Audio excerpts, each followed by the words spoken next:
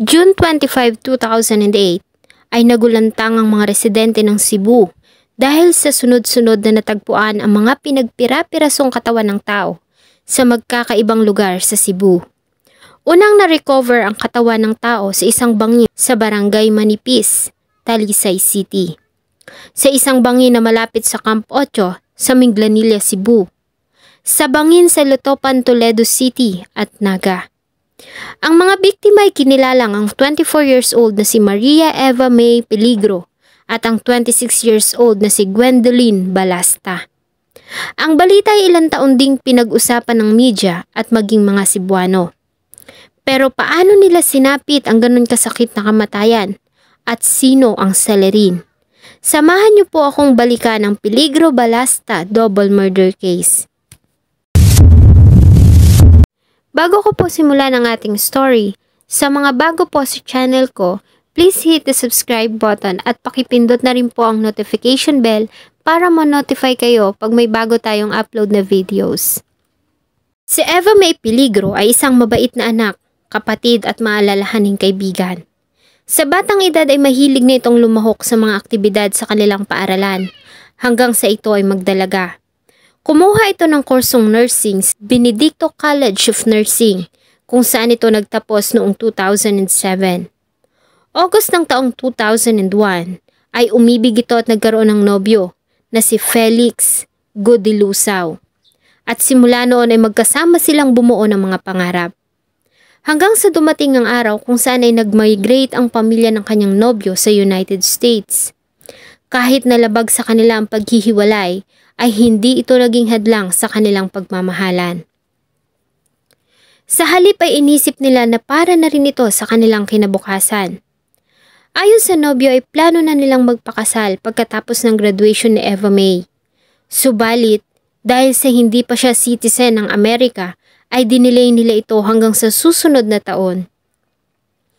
Papalipasin muna nila ang oath-taking niya bilang citizen para mas mapabilis ang gagawin niyang pagpetisyon dito. Taong 2004 ay bumili si Felix ng property sa Hacienda Ferenci, isang private subdivision sa Talisay, Cebu. Noong una ay kinausap niya ang nobya na i-occupy ang bahay, ngunit tinanggihan nito iyon. Kaya naman ay kinausap niya ang kapatid na si Richard Godilusaw para i-overlook ang ongoing na pagtatayo ng bahay. April na natapos ang nasabing property at ayon sa kanya ay nagulat na lamang siya nang magsimulang maghakot ng mga gamit ng kapatid at nakiusap na doon muna sila tumira dahil sa naaawa umano ito sa anak na babae dahil sa ayaw na nitong bumalik sa kanilang dating tinitirahan. Dahil dito ay pinayagan niya na tumira doon ang mag-anak mula noong June ng taong 2007 sa kondisyon na aalagaan at lilinisin nila ang bahay.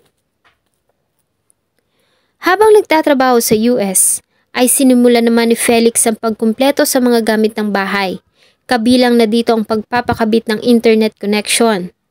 September taong 2007 ay muli siyang umuwi ng Pilipinas. Sa pagkakataong ito ay nagawa niyang makumbinsi ang nobya na lipatan na ang bahay sa Hacienda Ferenci. Para na rin hindi na ito mamroblema sa internet connection at mas convenient na ang araw-araw nilang komunikasyon. Sa paglipat ni Eva May sa bahay, ay dito na nagsimula ang mga problema na siyang naging dahilan ng kanyang naging malagim na katapusan. Lumipat si Eva May sa bahay kasama ang pinsan na si Gwendolyn Balasta para may makatulong siya sa mga gawain. Ayon kay Felix ay nagsimula ang problema dahil sa napapansin niya na sa tuwing kakausapin niya ang nobya ay abala ito sa paglilinis ng bahay. Nalaman niya din na hindi nagagawang maglinis ng bahay ng kanyang kapatid at asawa nito. Maging ang mga plato na kinainan ng mag-anak ay ang nobya ang naglilinis. Nang subukan niyang kausapin ng kapatid ay mayroon nitong itinanggi ang paratang at sinabing sinisiraan lamang sila ni Eva May. Para patunayan ay sinabihan niya ang nobya na kunan ng larawan ng mga kalat at ipadala sa kanya. Maging ang kanilang ina ay nagalit na din at pinutol nito ang allowance na pinapadala sa kapatid. Ngunit sa halip na makiusap ay lalo lamang nagrebelde ang kapatid ni Felix at mas lalo nang lumalim ang tensyon sa pagitan nila Eva May at Richard Godelusaw. Kaya naman na nagdesisyon si Felix na ibenta na ang bahay. Nagawa namang makahanap ni Eva May at Gwendolyn ng lilipatang apartment sa Mandawi City. Ayon kay Felix, ay ready na ang lahat. Nabayaran niya na ang apartment at nakabili na rin sila ng mga kahon na paglalagyan ng gamit ng dalawa para sa paglilipat. July 24, 2008 ay nagsimula na mag-impake si Eva May at Gwendolyn, habang abala naman si Felix sa ibang bansa na kontakin ng ilang mga kakilala at kaibigan para humingi ng tulong sa gagawing paglipat. Ngunit sa kasamaang palad ay busy lahat ang mga ito, kaya naman ay nireschedule nila ang paglilipat sa araw ng Sabado. Ngunit sino ba naman ang mag-aakala na ito na pala ang huling beses na makakausap niya ang nobya? Habang kausap niya kasi ito ay sinabi nito sa kanya na tila kakaiba ang kinikilos ng mga kasama sa bahay. At nang tanungin niya kung nandun ba si Richard ay sumagot ito ng oo. Naikwento din nito na nandoon ang kaibigan ni Richard at utusan nito na si Jojo de los Reyes. Nagpalitan pa sila ng messages hanggang alas 3:15 ng hapon. Matapos noon ay wala na. Hindi na ito sumasagot sa kanyang messages at nawala na rin ang connection nito. Dahil sa hindi mapakali ay pinakaiusapan niya ang isang kaibigan na nakatira din sa asyenda na puntahan ang nobya. Ngunit hindi ito makaalis dahil sa nag-aalaga ng mga anak. Sa halip ay tumawag ito sa guard para i-check ang bahay. Ayon dito ay nakausap nito si Richard Godelusaw at sinabing wala at magkasamang umalis si Eva May at Gwendolyn. Lumipas pa ang 25 hours ay wala pa ring contact mula kay Eva May. Kaya naman ay inutusan na ni Felix ang guard na pasukin na ang loob ng bahay. Tinawagan na rin niya ang ate ni Eva May at kaibigan na kasama ng guard na nagtungo sa bahay. Mas lalo pa silang kinabahan nang makita nila ang backpack at ang mahahalagang gamit ni Eva May sa living room. Wala din tao sa loob. Agad na tinungo ni Grace ang police station at nireport ang pagkawala ng kapatid at ng pinsan. Sa parehong araw, July 25, 2008, ay sunod-sunod na report naman ang natanggap nila tungkol sa natagpuang katawan ng tao na pinagpira-piraso sa magkakaibang lugar sa Talisay, Minglanilla at Naga. Ang nasabing mga katawan ay kinumpirma na ang mga nawawalang biktima. Kinabukasan July 26, 2008 ay inaresto ng Minglanilla Police ang taxi driver na si Richard Godelusaw, ang kinakasama nito na si Jean Antoinette Medalle at isang Joseph Roy Sillar alias Jojo de los Reyes. Ayon kay Dr. Nestor Satur, ang nagsagawa ng forensic examination sa mga katawan, ang mga biktima ay namatay sanhi ng asphyxia by strangulation o pagkawala ng hininga sanhi ng pagkakasakal.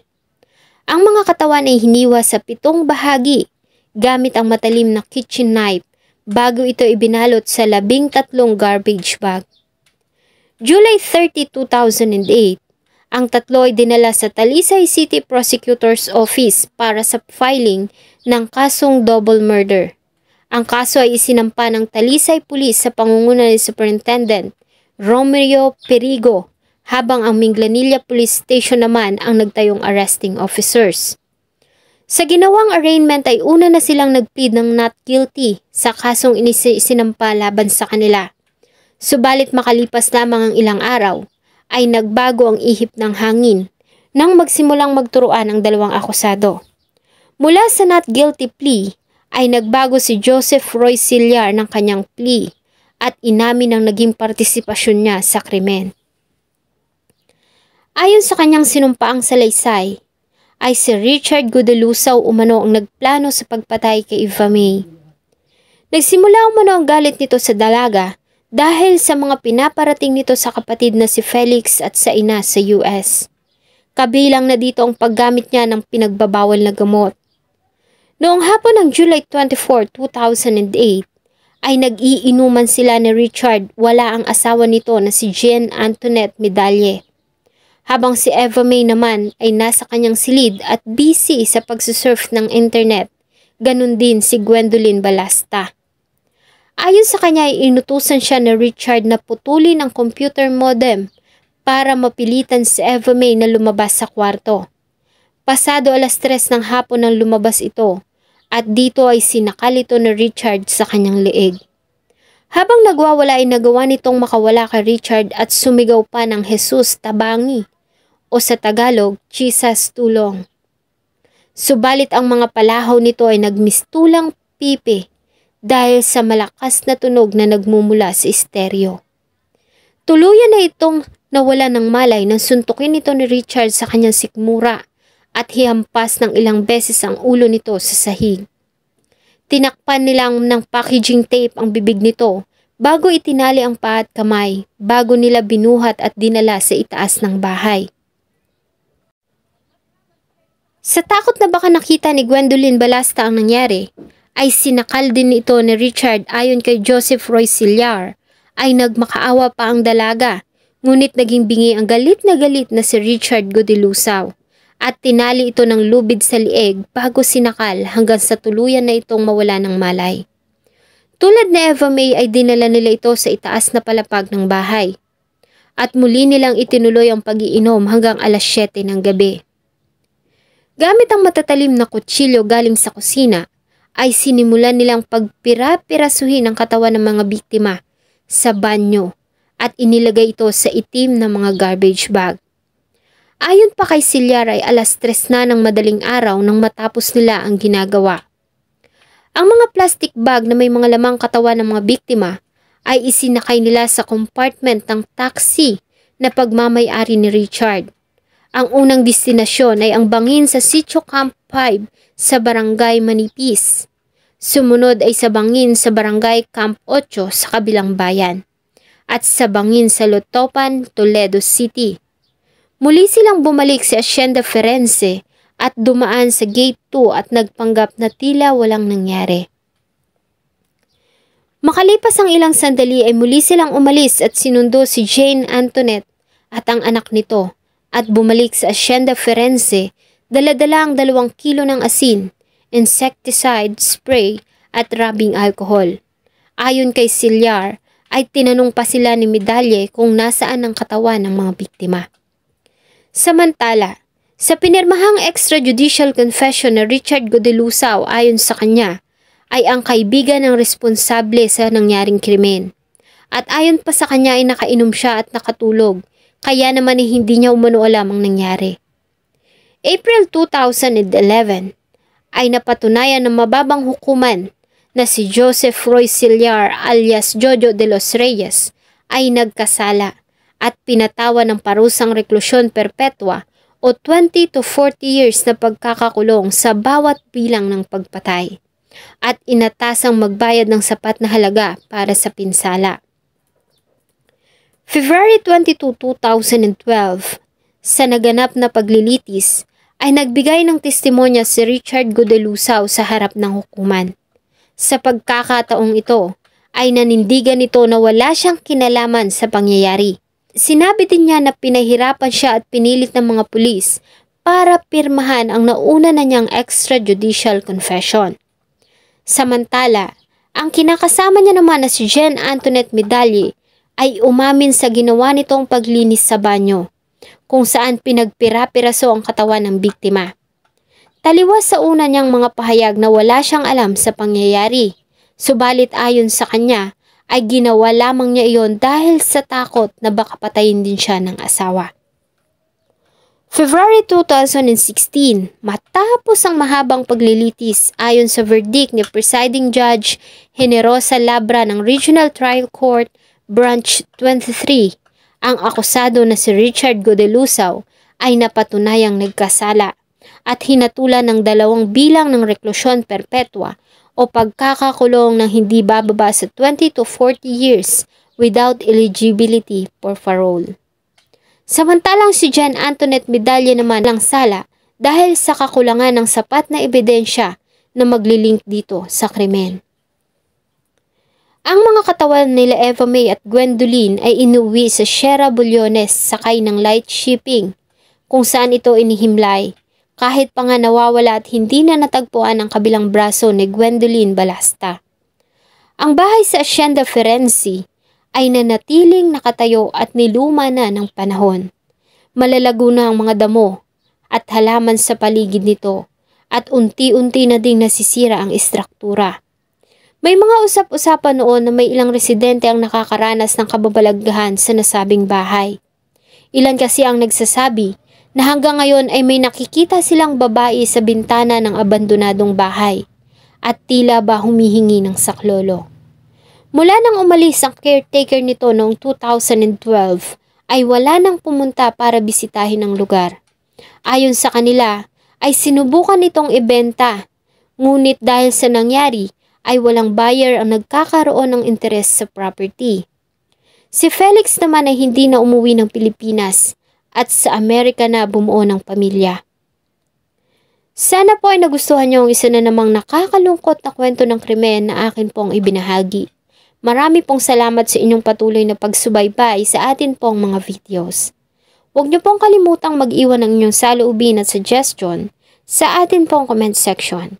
Thank you so much po and see you in my next video.